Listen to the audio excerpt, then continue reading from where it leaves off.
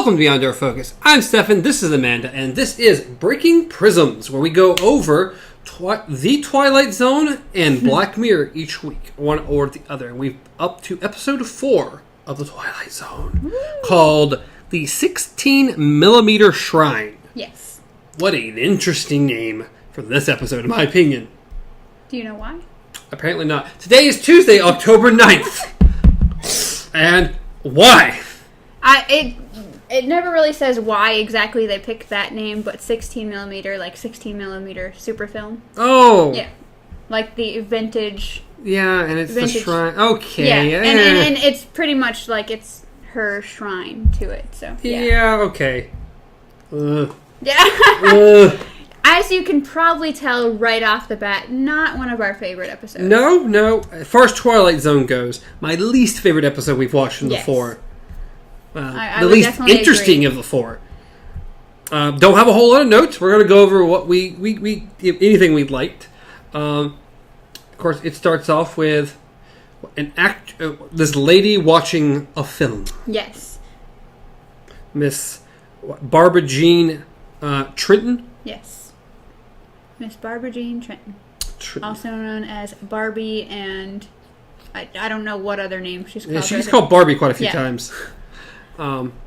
So she's in her room. She gets up. She has a nice setup, though. She's a nice setup. It's like a couch. She has her film projector. She has the screen up. She can turn off the lights. Everything from just this little controller. Yeah, it's pretty impressive. Yeah. So they have AC. I thought that was kind of interesting. Like how? AC? Yeah, air conditioning. I didn't pay attention or not pay attention. Where did you see this? I didn't see it. The guy said, you can't just sit here in this air-conditioned... Oh, did he? Yeah. I didn't even think about that. Well, that says they're in... Where are they?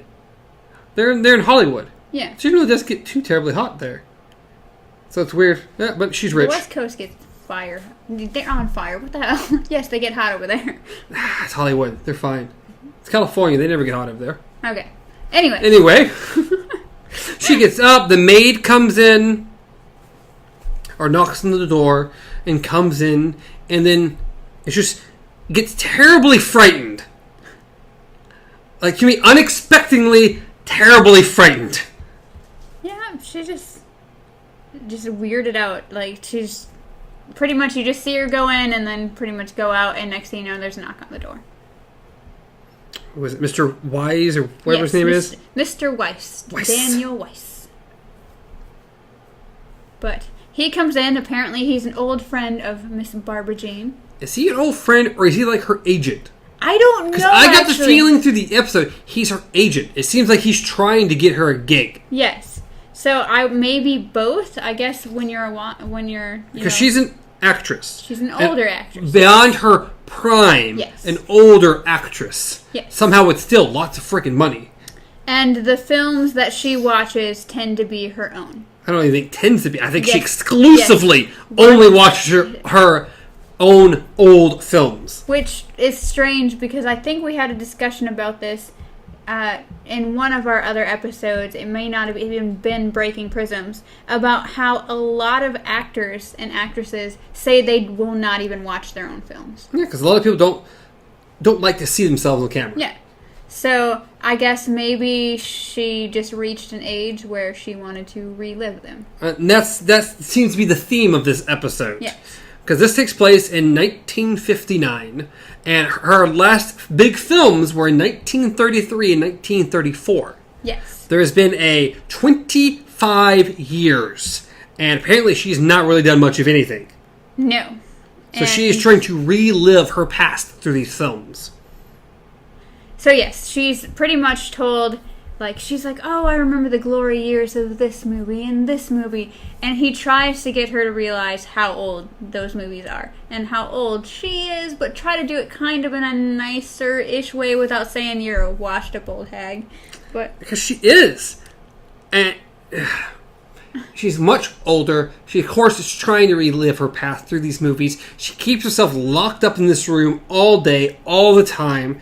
And this agent, this guy, just comes by every once in a while, checks up on her, tries to help in some way. Yes, they try to pull her out of this room, and so the first thing he comes up with is, hey, I have someone who wants to meet you. There's a part. Yeah, there's a part that they would like for you. Yes. So he doesn't tell her what the part is. He doesn't tell her what's going on. But she's all excited. But apparently, she has worked with this company before, and she does not like the guy who owns it. No, she doesn't. So they go. They meet with this guy that she already doesn't like, but there's a part. He's like, well, did you like the part? Did you tell her about the part? Not really. Yeah. And then she's like, what is the part? And they go back and forth for a second. Yes. And what is the part? You play a mother. You play a mother. Yes. And it's not a big part, but we think it'll be a good... What is the word he uses? Good... Like a good starting point almost, yes, but that's not the better word for it that they use. I don't know. A good showcase, maybe? Yes, a good showcase. That's part of, I think that's exactly what he said. So it's a smaller part, and you'll be playing a mother. Yes. And she said, what age mother? And around the 40s. Yeah, 40s, but lively and something. Yes, they try to make it sound good. So basically what you're saying, not a corpse. Yes. Yeah. She said, compared to what? What? A corpse? Yes. And she said, I don't play mothers. I have never, and I never will. Yes. And it's like, lady, you apparently haven't acted in a long time. It might be good to step back into the light a little bit. Do something. So yes, then she proceeds to turn around and say, I never trusted him, I never liked him, says some pretty harsh things, but then he's like, no, and just lets her have it. Yeah. I can't remember exactly what he said, but it ain't pretty nice, it's about her age, and... Yeah, her not really going anywhere. No, she's done. If she's not willing to play some of these smaller parts, some of these other roles, like you have to do when you get older. You can't always be the cool young love interest. That's not how things work. No. As you get older, you have to accept different parts that your age is appropriate for. Yeah. It's just how it works. So obviously she runs out. Her agent has... I commend him on that. He has some words. He sticks up for her. Yeah. Seriously. Yes. He has some words with the guy and then, leaves. I mean, he very obviously likes her a lot. Yeah. But again, he feels like her agent. Yeah. Because he's got to be more than just a friend. He's doing too much to try to give her part to be just a friend. I'm sure he's a friend as well. Yeah. So she goes back to locking herself back into the room. Yes. To the point, up until this point, when she was in her room, she was still dressed in her full glory, pretty much. But this time, she just had, her hair's all messed up, she's in her little bathrobe looking thing, and she's always drinking, too. Yeah, she's always drinking. And it's not like, cup of scotch or something like a glass of scotch. It's little martini glasses and stuff like that. She's too fancy. Very fine. And so next thing you know, he's back again. Yes, he comes back again because he continuously does this. Yes. And goes to the door, or he tells the maid first, like, I have someone who I want who wants to meet her. Yes. I met him, blah, blah, blah. So he goes to the door and he tells her, oh, I have an old friend. It's Jerry someone. I don't remember the last name. I can't remember. And she lights up. Like, oh my God, I have to get ready. I have to get made up and put makeup on and blah, blah, blah. I will be down later. And the next thing we see is her walking into the room and Jerry's there. Yes. And she just doesn't even recognize him. Yes. At all. She has played 2 parts with this guy. I believe there were love interests in both parts. He was a suave guy with a mustache, and he always showed up in a uniform. Mm-hmm. And now he's standing before her, grayed glasses, a suit and tie kind of thing. He's an old man. Yes. Because even as he's younger, when she acted with him, he was probably her age that she is now. And she was the young 20-year-old something, and he was like 30 or 40. And he was like refined 40-year-old. Yes. But now he's like a 65-year-old man. And she's like, oh, he talked about how he gave up acting. And she's like, oh, what do you do then? He's like, well, I own a chain of supermarkets. And she just seems so disappointed in how he looks and who he is. And she pretty much flat out tells him, oh, I expected my Jerry to be in uniform. I expected him to be this way. And she walks over to a picture of him and she's like, there you are. There's my Jerry. Like, this is who you're supposed to be. And she's like, just go both of you. Go away. Yeah, she flips out, goes crazy, tells them to leave. Yes, he tries to hug her. She just kind of like, nope. And so then another thing that happens is, I believe, before she answers the door, the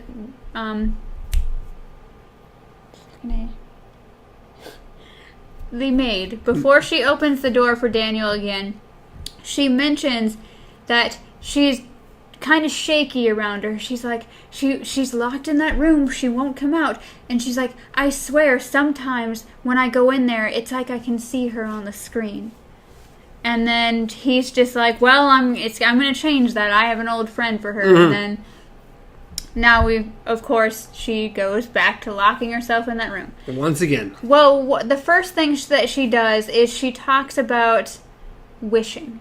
She says that she wishes so much that things could be back to how they were. She wants to throw this dinner party, and she throws out a few names. And he's like, and he finally bursts out, like, this guy's dead. Yes.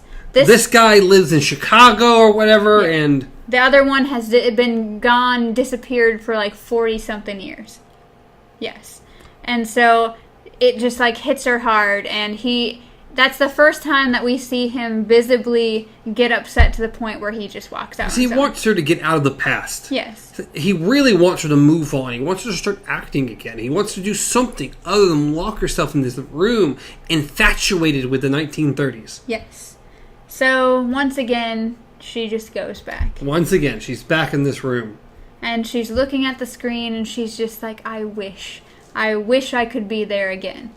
And then we turn back to the maid. Yes, it fades, and then we go back to the maid. Yes. Knocking on the door, having another snack. Yes. A nice tray full of tea and who knows what else. Coffee, I'm sorry, it's coffee. Yeah. And she walks in, and all we see is her, Miss Trenton? Miss Trenton? She notices, she kind of peers in, sees that the chair's empty, peers over, sees the couch is empty, and just like, then looks up, and you just only see her face, and she just... One of these horror movie screams, and drops the tray, and shatters the plate, and... and then... And runs out. Yes. Next thing you know, Danny's back. He's back again. And he's pretty much like, where is she? Like, she's in the room. Just in the room. Go in the room. Yes. Well, the maid said she looked everywhere. Yes. She looked in the bedroom. She looked everywhere for her. Yes. And so Danny goes into the room. She's like, who turned off the projector? And she's like, I did an hour ago. And it's like, are you going to play it? And he's like, yes, I'm going to play it. So he sits down and hits the button on the projector. And sure enough, the scene opens up, and it looks oddly familiar. Like, yeah, it looks like the hallway right out. I mean, I've only seen 3 spots in this whole film. This whole episode is the hallway, her room, that one agent place, and that was it. That's the entire episode. So we see, the staircase. We see the table with the whatever centerpiece was on it. And next thing you know, people are just walking through the door, and suddenly all these actors and actresses look familiar, like they've been in all the films that we've kind of gotten glimpses of, and most likely people that he had told her were dead or gone or anything like that. Even young Jerry is there. Yes. And you kind of get this sense that he's looking at it like, I haven't seen this movie before. Exactly. It doesn't look like a movie she's done. Yes. So then they all gather around the staircase, and next thing you know, she comes down and she's wearing the exact same thing that he last saw her in. Mm-hmm. And she looks just like her. Not a young version of her, just her. Yes. So there's no, oh, maybe this is something else. No, this is her as he last saw her. And, of course, everyone goes out to the car. Oh, well, there's, stuff by the pool. Like, there's snacks by the pool and everything like that. And everybody starts to leave except her and Jerry. And then Danny, of course, visibly shaken now, stands up and... I don't know if he's calling her Barbie at that time or Barbara, but either way, he's just calling to her. Of which she turns around because she hears him. Yes. Weird. And oddly tosses her scarf. Yeah, that was kind of awkward. First off, it looked like she was staring off to the side instead of actually the thing is, not at the camera, which was odd. Yes. It would have been nice if it had been at the camera. They make it really look like she was trying to look out at him. Yeah.